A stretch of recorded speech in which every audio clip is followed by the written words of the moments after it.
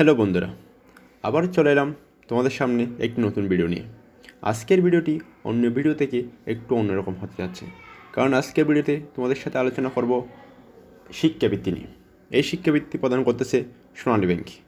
কারা কারা এই শিক্ষাবৃত্তির জন্য আবেদন করতে পারবে তা তোমাদেরকে জানিয়ে দিব, আর কারা কারা এই বৃত্তি পাওয়া তাও তোমাদেরকে জানিয়ে দেবো। চলো দেরি না করে তোমাদের নিউজটাকে একটু জানাই দিই।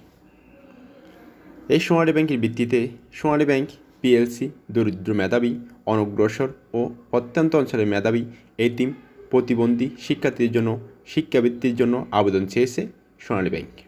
গত বুধবার থেকে আবেদন শুরু হয়েছে। আবেদন করা যাবে 9 ডিসেম্বর পর্যন্ত। অর্থাৎ তোমাদের 9 ডিসেম্বর পর্যন্ত তোমরা কী করতে পারবা? আবেদন করতে পারবা। আবেদনের যোগ্যতা: যারা 2023 সালে এসএসসি বা সমমান পরীক্ষা উত্তীর্ণ হয়ে বর্তমানে এইচএসসি বা সমমান পরীক্ষায় অধ্যয়নরত, অথবা 2023 সালে এইচএসসি বা সমমান পরীক্ষা উত্তীর্ণ হয়ে বর্তমানে স্নাতক বা সমমান পর্যায়ে অধ্যয়নরত শিক্ষার্থীদের আবেদন করতে পারবেন। এইচএসসি সমমান পর্যায়ে অধ্যয়নরত দরিদ্র মেধাবী কোটায় শিক্ষার্থীর ক্ষেত্রে এসএসসি সমমান পরীক্ষায় জিপিএ 5, মুক্তিযোদ্ধা, শহীদ মুক্তিযোদ্ধা, বীরাঙ্গনা সন্তানদের জন্য জিপিএ 4.50 এবং ক্ষুদ্র জাতিগোষ্ঠী বা শিক্ষার্থীদের ক্ষেত্রে জিপিএ 4.50, শারীরিক প্রতিবন্ধী ও তৃতীয় লিঙ্গের শিক্ষার্থীদের ক্ষেত্রে ন্যূনতম জিপিএ 3.50 হলে তোমরা কী করতে পারবা?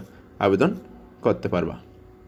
এরপর আসতে স্নাতক ও সমান পর্যায়ে অধ্যয়নরত দরিদ্র মেধাবী কোটায় শিক্ষার্থীদের ক্ষেত্রে এইচএসসি সমমান পরীক্ষায় জিপিএ 5, মুক্তিযোদ্ধা ও শহীদ মুক্তিযোদ্ধা বীরাঙ্গনা সন্তানদের ক্ষেত্রে 4.50, ক্ষুদ্র জাতিগোষ্ঠী শিক্ষার্থীর ক্ষেত্রে 4.50, শারীরিক প্রতিবন্ধী তৃতীয় লিঙ্গের শিক্ষার্থীর ক্ষেত্রে ন্যূনতম জিপিএ 3.50 প্রাপ্ত হতে হবে।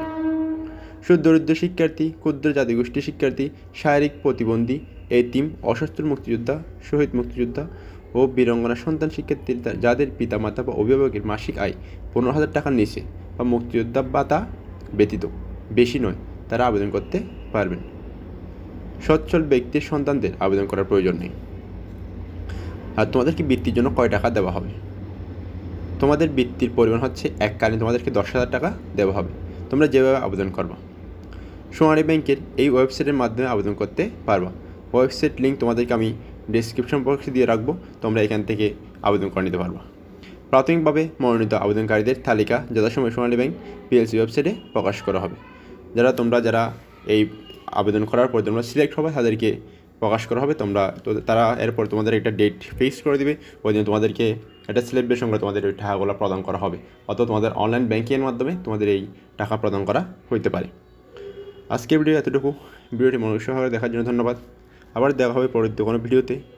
এবং দেখো, ভালো থাকো, সুস্থ থাকো এবং চ্যানেলটিকে সাবস্ক্রাইব করে পাশে থাকো। ধন্যবাদ।